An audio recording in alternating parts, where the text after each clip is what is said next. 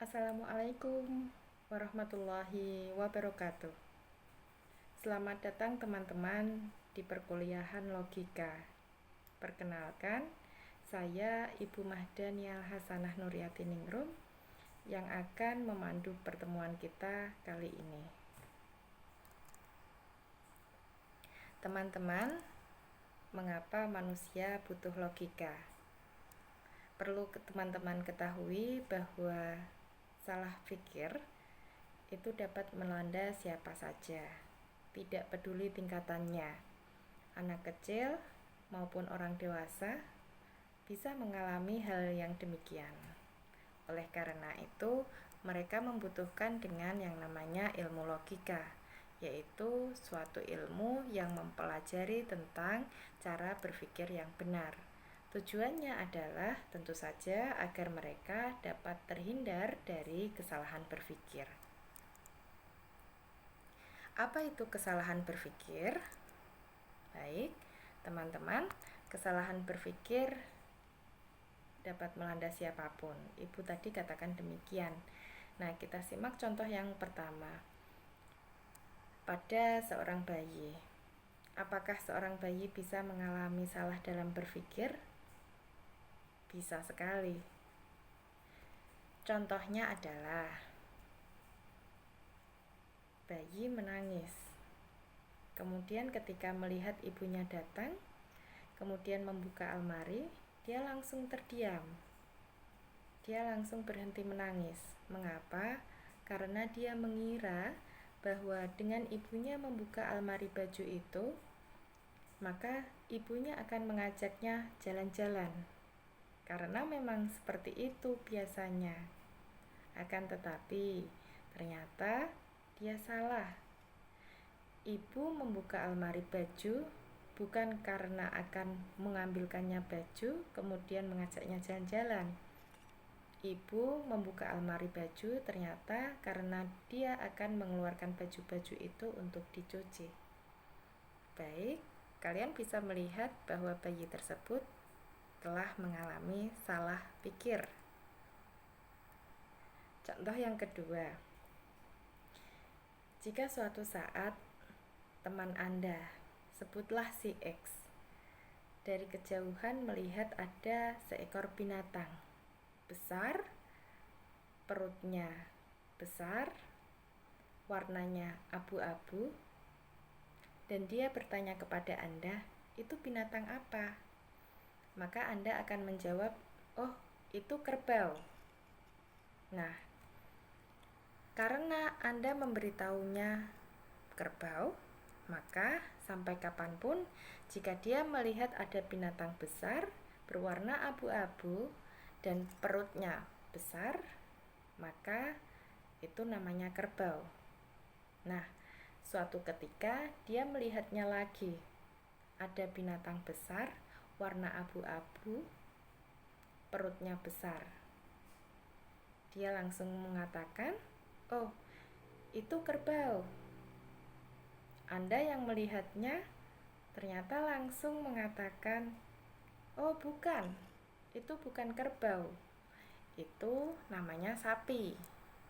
Nah, ternyata sapi memiliki kemiripan dengan kerbau, akan tetapi kerbau adalah hewan kerbau sendiri dan sapi adalah hewan yang berbeda, meskipun mereka memiliki banyak kesamaan.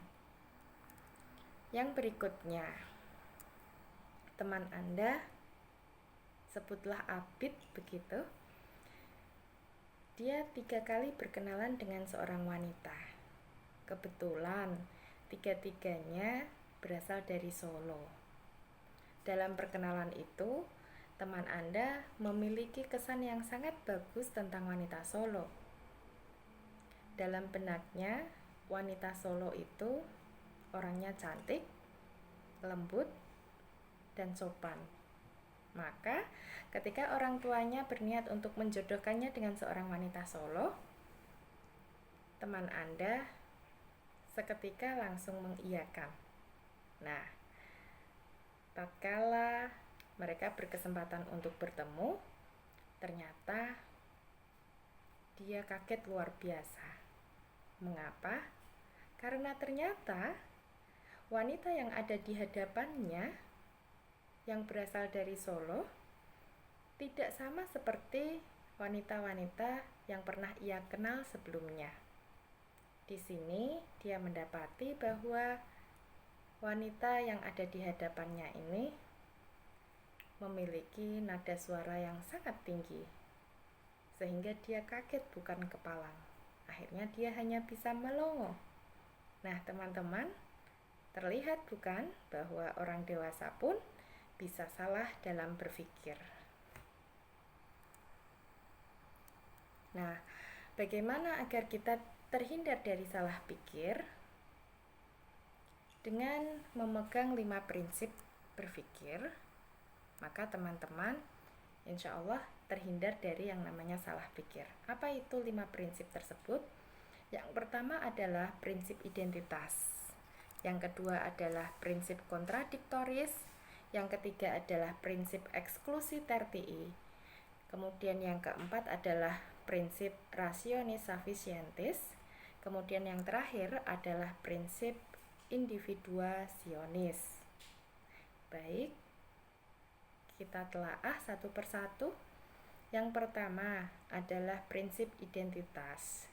Prinsip identitas memberitahukan kepada kita bahwa segala sesuatu di alam semesta ini memiliki pengertian yang satu. Satu pengertian hanya digunakan untuk pengertian itu saja, meskipun terdapat banyak persamaan dengan yang lain. Contoh, jika Ana dan Ani adalah dua saudara kembar identik, dua-duanya memiliki prestasi yang sama-sama membanggakan, dua-duanya supel, dua-duanya mudah untuk bersosialisasi, dua-duanya punya teman yang banyak. Akan tetapi, Budi sebagai tunangannya Ana tentu tetap memilih Ana sebagai calon istrinya. Dia tidak akan mau jika Ana digantikan oleh Ani. Mengapa? Karena Ana memiliki hal-hal khusus yang hanya dimiliki olehnya. Inilah maksud dari prinsip identitas, yaitu bahwa satu pengertian hanya digunakan untuk satu pengertian itu saja. Nah, kemudian yang kedua adalah prinsip kontradiktoris. Prinsip kontradiktoris memberitahukan kepada kita bahwa dua hal yang bertentangan tidak bisa berkumpul dalam waktu dan tempat yang sama. Contoh, hadir dan tidak hadir. Itu tidak bisa berkumpul dalam waktu dan tempat yang sama. Ya, bukan? Budi tidak mungkin saat ini kalian katakan, kalian laporkan kepada saya, Budi hadir, Bu. Dan Anda katakan, Budi tidak hadir, Bu. Tidak mungkin. Pasti hanya satu yang benar. Karena dua hal yang bertentangan itu tidak bisa berkumpul dalam satu waktu dan satu tempat yang sama. Jika berlainan waktu, maka ini bisa terjadi. Jadi hari ini Budi hadir dan kemarin dia tidak hadir. Nah, ini adalah prinsip kontradiktoris. Yang ketiga adalah prinsip eksklusi tertii. Prinsip eksklusi tertii yaitu prinsip menolak kemungkinan ketiga. Teman-teman, jika kalian amati sebuah persidangan, maka hakim pasti hanya akan memberi dua putusan, yaitu A benar dan B salah. Tidak boleh ada putusan yang lain. Misalnya, sama-sama salah atau sama-sama benar, dua-duanya salah atau dua-duanya benar. Itu tidak mungkin karena hal itu dilarang. Nah, ini prinsip eksklusi tertii, prinsip menolak kemungkinan ketiga. Baik, yang berikutnya adalah prinsip rationis sufficientis, yaitu prinsip cukup alasan. Apa maksudnya? Maksudnya adalah kalau sesuatu itu berubah, itu pasti ada cukup alasan yang mendasarinya. Misalnya, jika kalian melihat arang yang digunakan oleh para tukang sate, arang tersebut berasal dari kayu, bukan? Akan tetapi, saat itu arang bukan lagi kayu. Hukum arang berbeda dengan kayu. Jika kayu dapat dibuat menjadi meja, menjadi kursi, menjadi seperti yang ada di atas saya ini. Akan tetapi, arang bagaimana? Bisakah dibuat seperti ini? Tidak bisa. Hukum arang berbeda dengan hukum kayu. Oleh tukang sate, dia dijadikan bahan bakar. Begitu ya. Mengapa kayu menjadi arang? Mengapa berubah? Karena ia telah dibakar, kemudian dibiarkan padam dengan sendirinya. Demikian akhirnya arang terbentuk. Ada cukup alasan mengapa kayu yang dulu kini menjadi arang. Nah, begitu juga dengan contoh yang berikutnya.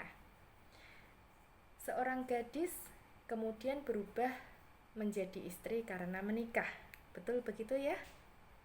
Kemudian, jika dia bercerai, maka statusnya berubah lagi, yaitu menjadi janda. Hukum gadis berbeda dengan hukum janda. Bukankah demikian? Jika kalian tengok dalam kitab Bidayatul Mujtahid, kalian akan temukan bahwa seorang gadis bahwa yang memiliki kewajiban untuk menikahkan seorang gadis adalah orang tuanya.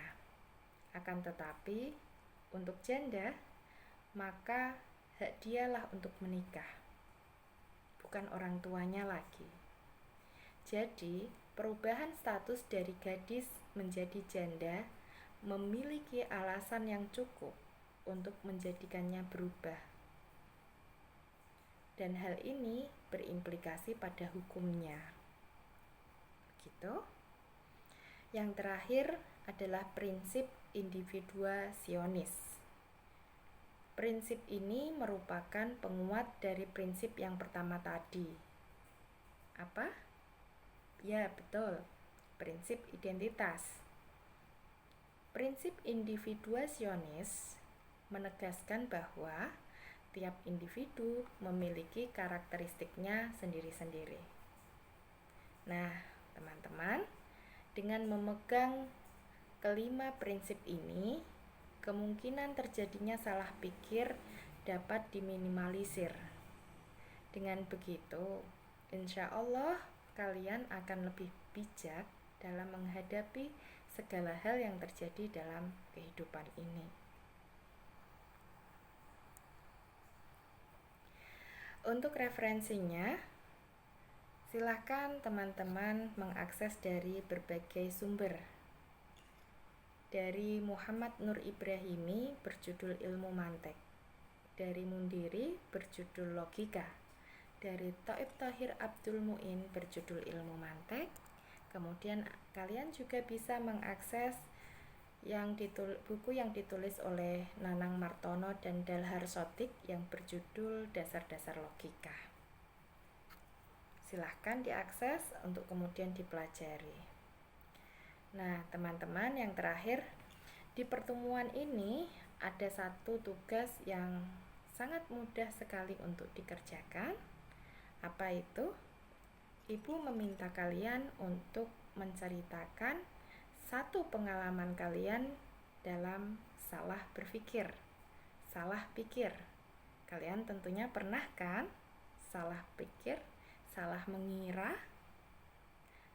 mengira sesuatu. Kau pikir begini, ternyata bukan. Silahkan kalian ceritakan di kolom komen. Jangan lupa sertakan identitas kalian. Sudah pasti nama dan NIM ada ya. plus kelasnya apa. Lalu waktu pengerjaannya pastikan sudah sesuai dengan jadwal yang telah ditentukan. Beda kelas, beda hari komen.